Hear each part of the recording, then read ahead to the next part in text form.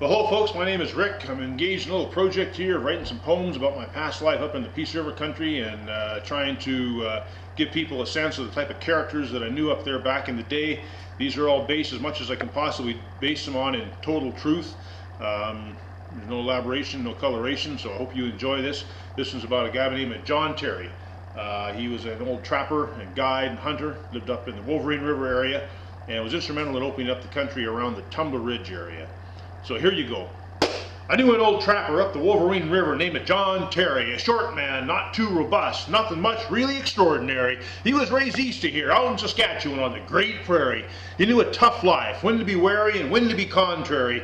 Made a little money trapping squirrels, muskrat, hell, anything hairy. But when World War II started and ended all that, not a moment to tarry. He enlisted, of course. He wanted to do his duty for country and king. He got shipped off to Italy, where it became apparent this was no fling. They fought their way north into Tuscany, of which he'd heard folks sing, past orchards and vineyards and old Roman walls, round a hill in a ring. I'm sure they worried about what the next bend in the road would bring, but never talked much about the war, except this one odd thing. Up on a hill they found a bombed out winery, and inside a full vat. Well, the party was on. Guys came from far and wide to get some of that. As the wine depleted, they dropped down a bucket and land with a splat. The wine was almost gone, and there in a puddle the bucket just sat. They found a ladder. A volunteer went down, slipped and fell flat. Lying there beside him was a German soldier, drowned like a rat. After the war, he was a lost soul, took to rabble-rousing and drinking. He knew an old woman who took pity on him and set him to thinking. She said, "John, you're a good man, but my opinion of you is shrinking. If you don't get a grip on yourself, it's jail or worse. My heart's sinking. I got a piece of land, 5 days ride from here by trails that are linking. It's yours from now on, so take my horses. Don't just stand there blinking." After his initial surprise, she was right, he realized, and did as he was bid. He gathered some supplies and rode out of town. Of his past he was rid. Never drank again till his dying day, though he wasn't much more than a kid. To the Wolverine River he went, stayed there for years. He just plain fell off the grid.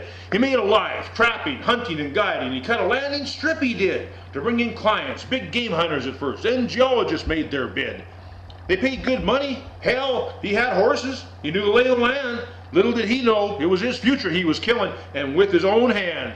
They found coal, and lots of it, lying everywhere, under earth, under sand. They brought in roads, started work on the rail, at government command. Work for all of this mosquito hell. Oh, they promised him a few lousy grand, but no one paid up. Not the rail, not the mine, not the government man. They knocked the top off the mountain, a horrible scar for all to see. Overburden poured down the hill in long black tears of scree. The train ran down his horses, sometimes one, sometimes three. There was no more fur, not a marten, or even a squirrel in a tree. They built Tumbler Ridge, right where he used to take hunters for a fee. But even then, he still invited lost workers into his cabin for a cup of tea. You see, they'd ruined his way of life, but they didn't ruin the guy. He came from the prairies, a great wide land, generous people, big sky. I once watched him kill a marten in a trap, so gentle it would have made you cry. He loved animals. He'd found his place, part of the balance. On that you can rely. I remember him telling a story. You had to watch close for that glint in his eye. The only clue you had is was it truth or was it lie? Did he look straight on or a little sly? He had a soft heart. He used to take in the odd refugee from the city. He always looked for the good in people, and on them he took pity. At 75, he cut his arm half off with a chainsaw. Ah, shitty. So he took in this fellow that needed a place to stay and seemed witty. After a few months, Johnny went to town and found that he'd emptied the kitty. Johnny hit him with his good hand, knocked him down. Now it gets gritty. Oh yeah, Johnny had 20,000 reasons to be real mad. His life savings had been spent by that stinking low-born cad. He'd forged Johnny's signature on Johnny's stolen check pad. Johnny told him, "Leave and never come back, or you'll be real sad." Guy left, went to the RCMP, said he'd been threatened, the poor lad. So they came and took Johnny's guns, a trapper, a vet. That hurt bad. He had this old cat, huge thing. I knew, never put his temper to test. I asked if he wanted... He asked me if I wanted to hear him play the bagpipes. I knew it was some sort of jest. He tucked the cat under his arm, tail in his mouth, squeezed against his chest. He marched around, stomping on the floor, cat yowling in fury and protest.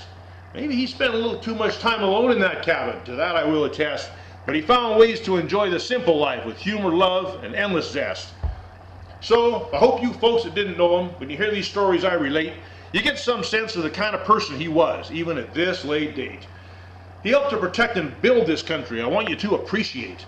Although I'll admit, not everybody that knew him will agree with all I state. Better keep it to themselves, or we're going to have ourselves a little spate. As far as I'm concerned, I'm glad I knew him. I'm proud to call John Terry a mate. So there you go, folks. Another one of the continuing series from the Lone Prairie Guy on YouTube. Hope you like it. I'm looking forward to your comments.